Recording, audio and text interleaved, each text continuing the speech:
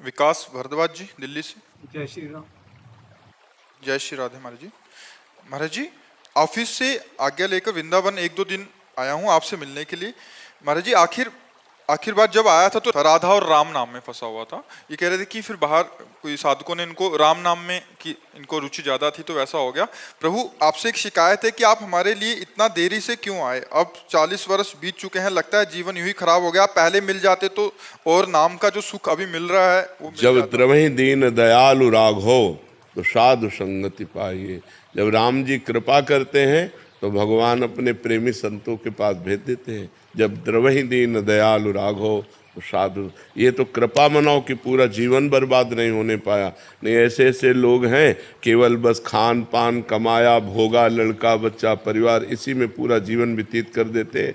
रामकृष्ण प्रभु से कोई मतलब नहीं होता, अंत में वो दुर्गति को प्राप्त होते हैं। ये तो सजग हो गए, अभी आपके पास बहुत समय है, अभी सजग हो गए, इतने से काम चल जाएगा। खड़वांग जी को जब देवताओं ने बताया कि तुम्हारी आयु तो केवल 48 मिनट है, 48 2 घड़ी, तो उन्होंने 2 घड़ी में ही परम पद प्राप्त कर लिया। अपनी इंद्रियों को रोका और भगवान के चरणों में लगाया और प्राण छोड़ा, भगवान को प्राप्त कर गए। तो आपके पास तो बहुत समय है, अभी इतने में तन्मयता पूर्वक खूब नाम जप करके परलोक बना सकते हो, परम पद प्राप्त कर सकते हो। खूब नाम जप करो। मुनीश जी, श्री हरिवंश महाराज जी।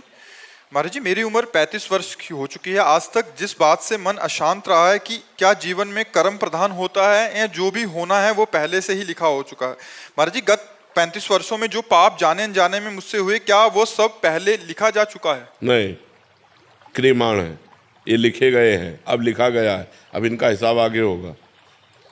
प्रारब्ध दुख और सुख का निर्माण करता है। बहुत मेहनत कर रहे हो, सफलता प्राप्त नहीं हो रही, तुम्हारा पाप का प्रारब्ध है, वो तुम्हें दुख देने के लिए इतना प्रभाव दिखा रहा है कि तुम सफल नहीं हो पा रहे हो।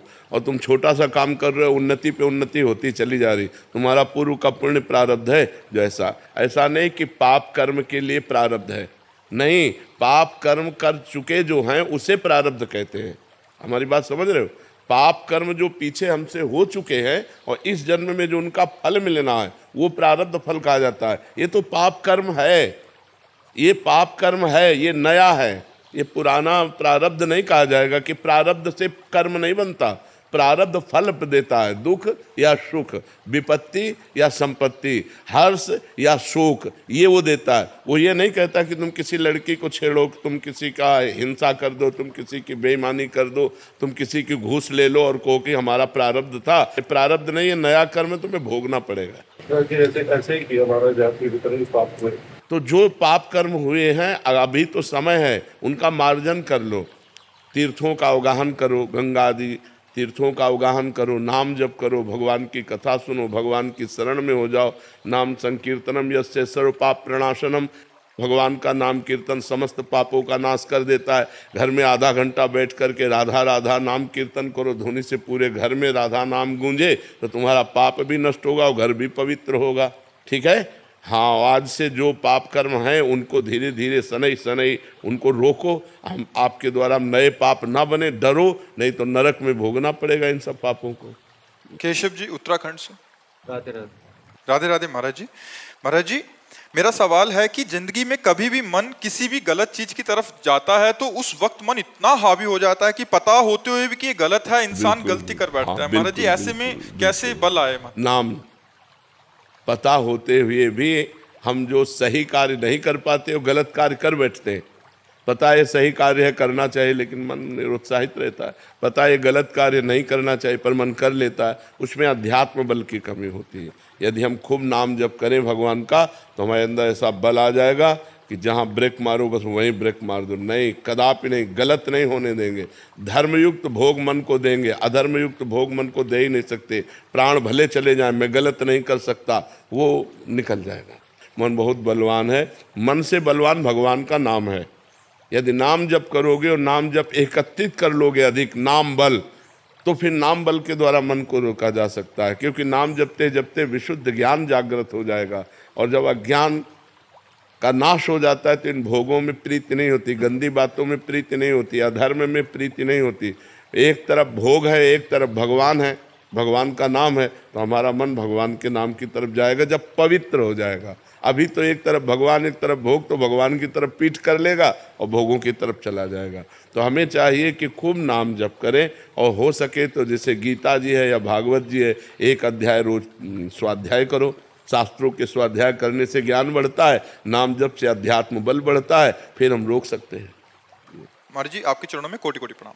महाराज जी भोजन के प्रति मेरी लालसा कम ही नहीं हो रही, रोज नए नए व्यंजनों में मेरी रुचि बढ़ती जा रही है। हाँ, तो ये 5 ज्ञानेंद्रियां हैं और 5 कर्मेंद्रियां हैं, ये पूरे चराचर जगत को फांसे हुए। किसी को जबान फांसे हुए, किसी को जनेंद्रिय फांसे हुए, कोई देखने में, कोई सुनने में, कोई छूने में, कोई भोगने में। पूरा संसार इसी को, मना कष्टान इंद्रियाणी प्रकृति स्थान कर सती। 5 ज्ञानेंद्रियां और एक मन प्रकृति में सदैव लगाए हुए जीव की दुर्गति करता है। वही कोई बलवान है जो भगवान के नाम जप के प्रभाव से, शास्त्रों का स्वाध्याय करके, साधना के प्रभाव से अपनी 5 ज्ञानेंद्रियों को इन भोगों से हटा के भगवान में लगाते। भगवान में लगाने से आत्यंतिक सुख की प्राप्ति होती है, जहाँ दुख का निमेष मात्र नहीं है। आपकी खड़े खड़े खाल उतरवा दी जाए तो भी आप डिग नहीं सकते, वो आत्यंतिक सुख होता है। जो भगवान से प्राप्त होता है वो आत्यंतिक सुख प्राप्त होता है।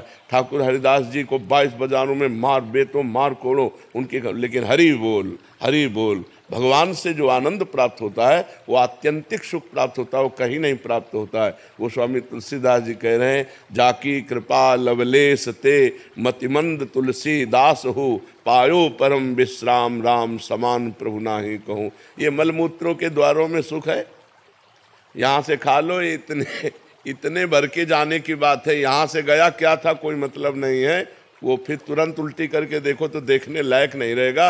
अगर 6 घंटे पेट में रुक गया तो दुर्गंधयुक्त मल बन जाएगा। तो हमको उतना ही खाना है जितने से पेट पल जाए, और सात्विक भोजन करने। जबान के स्वाद के लिए खाओगे फंस जाओगे। जबान के स्वाद में, नाना प्रकार के इंद्रियों के विलास में पूरा जगत फंसा हुआ है। अगर भगत भी इसी में फंसा है तो किस बात का भगत है। इसलिए थोड़ा सावधानी तो रखने की जरूरत है। ठाकुर जी को उत्तम उत्तम भोग लगाओ, अच्छे अच्छे पदार्थ बांट दो, रूखा सूखा खा के शरीर से खूब भजन करो, मेहनत करो, धर्म पूर्वक कमाओ, परिवार का पोषण करो, भगवान को प्राप्त हो जाओ। अब बुरे आचरणों में जाओगे, जिसकी रसेंद्री बस में नहीं है उसकी कोई इंद्री बस में नहीं हो सकती। 9 इंद्रियां उसके बस में हो जाएंगी, एक इंद्री को बस में कर ले, केवल रसेंद्री को। बहुत दुष्ट है, खाते खाते जीवन, अरे इतना खाने लगते हैं कि मुर्गा मुर्गी बकरा गाय भैंसा सब खाने लगते हैं। नहीं, जबाने का तो स्वाद है, कितना गिरते चले गए कि राक्षस हो गए। बोलो, गाय मुर्गा कुछ भी, कितना लोग भ्रष्ट होते चले जा रहे हैं जबान के कारण। कुछ भी खा रहे हैं, कुछ भी चाट रहे हैं, कुछ भी, मतलब कुछ भी। अब उसके आगे आप विचार करके समाज में देख लो संसार का क्या है। मनुष्य जन्म देवत्व के लिए मिला है, उत्तम आनंद के लिए मिला है। 56 प्रकार के भोग ठाकुर जी को लगते हैं, एक से एक सुंदर स्वादिष्ट भोग ठाकुर जी को भोग लगाओ और उतना पाओ जितने से पेट पल जाए। शरीर को ज़्यादा मोटा करने से हमारी दिनचर्या में बाधा आती है, रोग बढ़ते हैं, प्रमाद स्थिति होती है, आलस्य बढ़ता है, भोग बुद्धि बढ़ती है। शरीर को उचित अन्न दो और चर्बी मत बढ़ने दो। थोड़ा व्यायाम करो, दौड़ भाग करो, जिससे शरीर स्वस्थ रहे। मोटा होना स्वस्थ होना नहीं है। स्वस्थ होने का मतलब यथा योग्य वजन होना, यथा योग्य पेट होना, यथा योग्य आहार विहार होना, तो आपका उठना बैठना सब ठीक रहेगा। एक एक क्रिया करने में परेशान, वो कोई स्वस्थता है? स्वस्थता है कि स्वयं खड़े हो जाओ, स्वयं अपनी दिनचर्या करो। जब तक वृद्धावस्था ना आवे तब तक तुम्हारी कोई सेवा न करने पावे। ऐसे अपने शरीर को स्वस्थ रखो, तब तो खान पान उचित रहा। अब अच्छी चीज़ मिली, दवा खा ली, वो चर्बी बढ़ा रही तो वो किसी काम का नहीं।